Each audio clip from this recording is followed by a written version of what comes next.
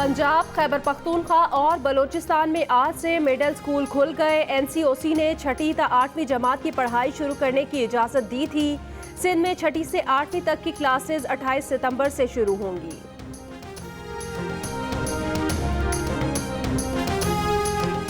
Saudi अरब ने 4 अक्टूबर से Saudi शहरियों और मुकीम गैर मुल्कियों को उम्रा और ज़ियारत की इजाज़त दे दी। बैरून मुल्क से मोतमरीन को 1 नवंबर से उम्रा की इजाज़त होगी। उस वक्त रोज़ाना की बुनियाद पर तादाद 20,000 मोतमरीन तक बढ़ाई जा चुकी होगी, जबकि 60,000 अफराद को मस्जिदुल हराम में नमाज अदा करने की इजाज़त होगी। कोरोना वबा की वजह से मार्च में उम्रे पर पाबंदी आयद की गई थी।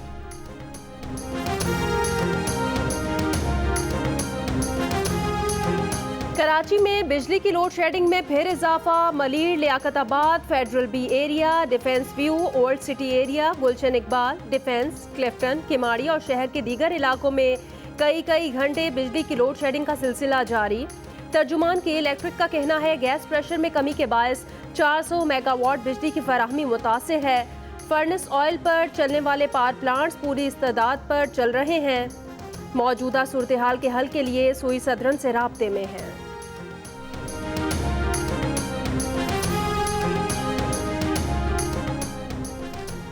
कराची में बिजली की बंदिश और गैस की किल्लत। वफाकी वजीर पेट्रोलियम उमर अयूब ने सिंध हुकूमत को जिम्मेदार करार दे दिया। कहा 2.5 साल की कोशिश के बावजूद सिंध हुकूमत ने सुई सदन को नई गैस पाइपलाइन बिछाने के लिए रास्ता नहीं दिया। के इलेक्ट्रिक को दरामदी LNG से यौमिया 10 करोड़ मकब फिट गैस दे रहे हैं। फैसल वापडा ने लंदन में प्रॉपर्टी बनाई मगर पाकिस्तान में डिक्लेयर नहीं की। नून लीग के सीनियर रहनुमा ख्वाजा आसिफ कहते हैं टैक्स वापडा नहीं देते। एमनेस्टी स्कीम से फायदा उन्होंने उठाया। जाली डिग्री का इल्जाम उन पर है। प्रोग्राम शाहजेब खानजादा के साथ में गुफ्तगू। कहा दोहरी शहरियत के हवाले से भी फैसल वापडा के खिलाफ केस चल रहा है। ऐसे शख्स को दूसरों के हवाले से बात नहीं करनी चाहिए जिसका अपना दामन साफ ना हो।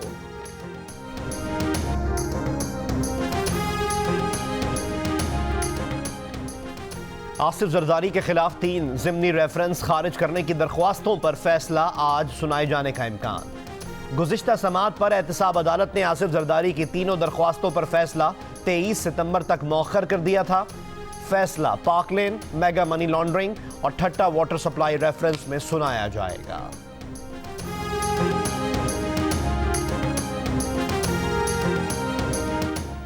नून लीग की रहनुमा मरियम नवाज एवनफील्ड केस में अपील की समाअत के लिए आज इस्लामाबाद हाई कोर्ट में पेश होंगी। नवाज शरीफ को बैरून मुल्क वफाकी हुकूमत ने भेजा। वापस भी वफाकी हुकूमत को ही लाना होगा। अदालत सजा याफ्ता मुजरिम की हवालगी का हुक्म जारी नहीं करेगी। इस्लामाबाद हाई कोर्ट में नवाज शरीफ की सजा के खिलाफ अपीलों पर समाअत। जस्टिस आमिर फारूक ने रिमार्क्स दिए कि सजा याफ्ता शख्स बाहर चला गया। अदालत से पूछने या बताने की जहमत तक नहीं की गई। नवाज शरीफ बेनिकाब हो चुके, उन्होंने किसी और को नहीं अपने आप को नुकसान पहुंचाया। वजीर इत्तलात शिबली फराज की प्रोग्राम शाहजेब खानजादा के साथ में गुफ्तगू। कहा नवाज शरीफ की वापसी के लिए कानूनी चाराजोई करेंगे। बरतानवी हुकूमत से भी नवाज शरीफ की वापसी का मामला उठाएंगे। चैलेंज करते हैं कि ऑपोजिशन इस्तीफा दे। नैब खैबर पख्तूनख्वा ने JUI के सरबराह मौलाना फजलुर रहमान को 1 अक्टूबर को तलब कर लिया। मौलाना फजलुर रहमान पर माली बदउनवानियों और आमदन से ज्यादा असासाजात रखने के इल्जामात हैं। मौलाना फजलुर रहमान ने कहा कि अपोजिशन जमातों में पहली बार असम्बलियों से इस्तीफों पर इत्तेफाक हो गया है। तरीक़ाकार और वक्त का तयन होना बाकी है। कहा लोगों की तजलील के लिए नैब जैसे इदारे बनाए जाते हैं। नैब जालिम इदारा है, इससे इंसाफ की तवक्को नहीं। जहांगीर तरीन और उनके बेटे अली तरीन के खिलाफ मनी लॉन्ड्रिंग और कॉरपोरेट फ्रॉड की तहकीकात का मामला। FIA ने जहांगीर तरीन को 1 अक्टूबर को दोबारा तलब कर लिया। जहांगीर तरीन के बेटे अली तरीन को 30 सितंबर को बुलाया गया है। ज़राए के मुताबिक मनी लॉन्ड्रिंग पर FIA ने 100 से ज़ायद सवालात तैयार कर रखे हैं जिन पर जहांगीर तरीन फैमिली से जवाबात दरकार हैं।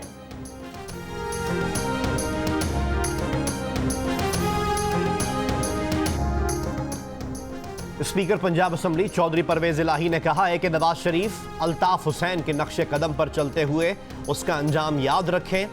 फौज आईनी इदारा है, नवाज शरीफ फौज की मुखालफत करके आईन दुश्मनी के मुर्तकिब हुए हैं। नवाज शरीफ का अपनी फौज के खिलाफ ऐलान जंग मुल्क दुश्मनी है। साबित हो गया कि नवाज शरीफ आज भी भारत के हाथों में खेल रहे हैं।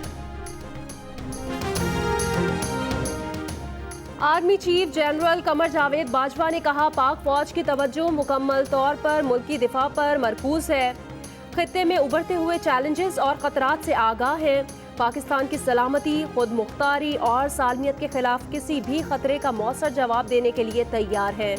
आर्मी चीफ की फायरिंग रेंज जेहलम के दौरे के मौके पर गुफ्तगू।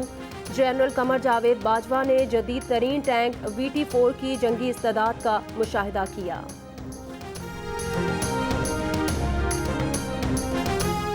भत्ता न देने पर कराची बल्दिया फैक्ट्री में आग लगाकर 264 अफराद को जिंदा जलाकर मारने वाले MQM के सेक्टर इंचार्ज रहमान भोला और जुबैर चरिया को सजाए मौत सुना दी गई।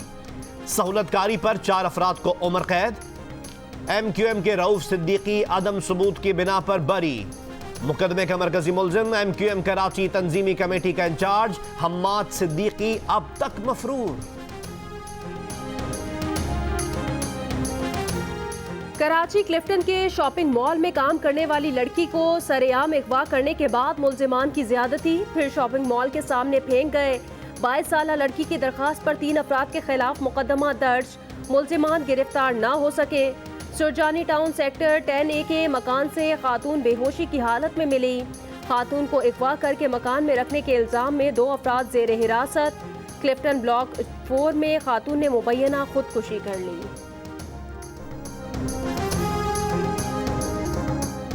रावलपिंडी के इलाके जातली में खातून पोलियो वर्कर को ज़दोकोब और हिरासा करने पर मुलजिम गिरफ्तार, मुकदमा दर्ज।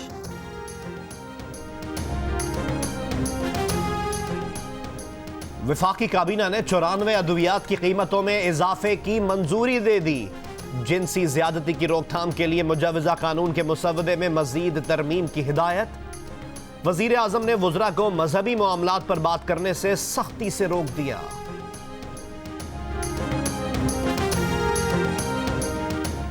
भारतीय इलाके जोधपुर में 11 पाकिस्तानी हिंदुओं के कत्ल का वाकया। एहतजाज के लिए हिंदू बिरादरी के काफिले हैदराबाद, ठट्ठा, सजावल और उमरकोट समेत सिंध के दीगर शहरों से इस्लामाबाद रवाना। PTI के रुकने कौमी असम्बली और सरपरस्ते आला पाकिस्तान हिंदू काउंसिल रमेश कुमार कहते हैं, हिंदू कम्युनिटी कल भारतीय हाई कमीशन के सामने धरना देगी। भारतीय पुलिस खुदकुशी का ड्रामा रचाकर हकायक पर पर्दा डाल रही है। वजीर खारिजा से मुलाकात में तहफ़्फ़ुज़ात से आगाह किया है।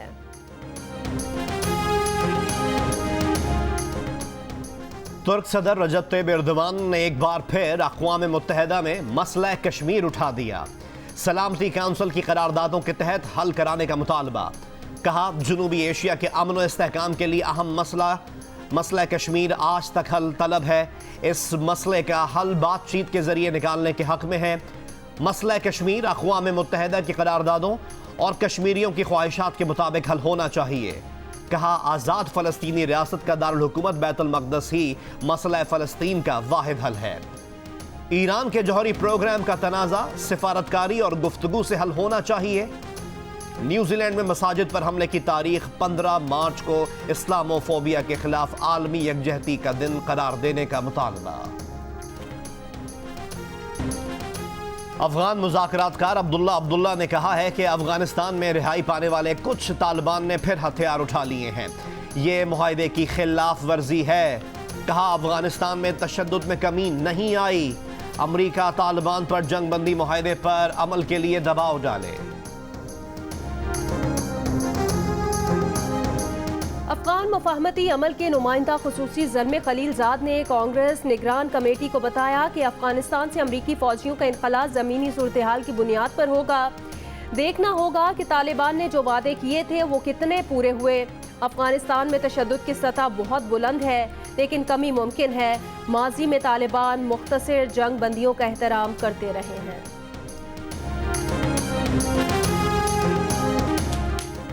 कोरोना वबा दुनिया में फैलाने की जिम्मेदारी चीन पर आयद होती है। अमरीकी सदर डोनाल्ड ट्रंप का अक़वाम मुत्तहिदा की जनरल असम्बली से वर्चुअल खिताब में इल्ज़ाम। कहा, कोरोना वबा के मामले पर अक़वाम मुत्तहिदा चीन का एहतसाब करे। बोले, दुनिया में अमन के लिए काम कर रहे हैं। अमरीका ने मशरिक़ वस्ता में 2 अहम अमन मुआहदे कराए।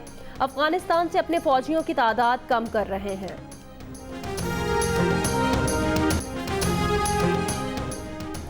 फेसबुक ने मुमकिना तौर पर अमरीकी इंतखाबात पर असरअंदाज होने वाले जाली अकाउंट्स बंद कर दिए। जाली अकाउंट्स चीन से चलाए जा रहे थे। फेसबुक के मुताबिक 155 अकाउंट्स, 11 पेज, 9 ग्रुप्स और 6 इंस्टाग्राम अकाउंट्स बंद कर दिए गए हैं। फेसबुक ने कहा, अकाउंट्स चीनी हुकूमत की जानिब से नहीं बल्कि इनफरादी तौर पर चलाए जा रहे थे।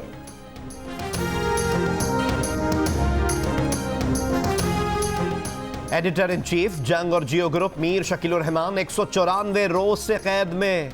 मीर शकील उर रहमान की गिरफ्तारी, रोजनामा जंग, द न्यूज और जियो टीवी बंद करने की कोशिशों के खिलाफ मुख्तलिफ शहरों में एहतजाज का सिलसिला जारी। आज जनूबी पंजाब और बालाई सिंध में दोपहर के बाद गर्द आलूद हवाएं चलने का इम्कान। महकमा मौसमियात के मुताबिक गुज़श्ता 24 घंटों के दौरान सबसे ज़्यादा दर्जा हरारत तुर्बत में 44 डिग्री रिकॉर्ड किया गया। नवाबशाह 43, सखर दादू 42, कराची, मुल्तान, बहावलपुर 39, लाहौर, फैसलाबाद, जेहलम 38, पेशावर, मुजफ्फराबाद 37, इस्लामाबाद 36, गिलगित 35, जम्मू 34, कोयटा 33, श्रीनगर 28 और लेह में 15 डिग्री रिकॉर्ड किया गया। बर्रे सगीर के अजीम सूफी बुजुर्ग बहाउद्दीन ज़करिया का उर्स आज शुरू होगा। उर्स की तकरीबात 3 दिन तक जारी रहेंगी। दुनिया भर से अकीदतमंदों की शिरकत।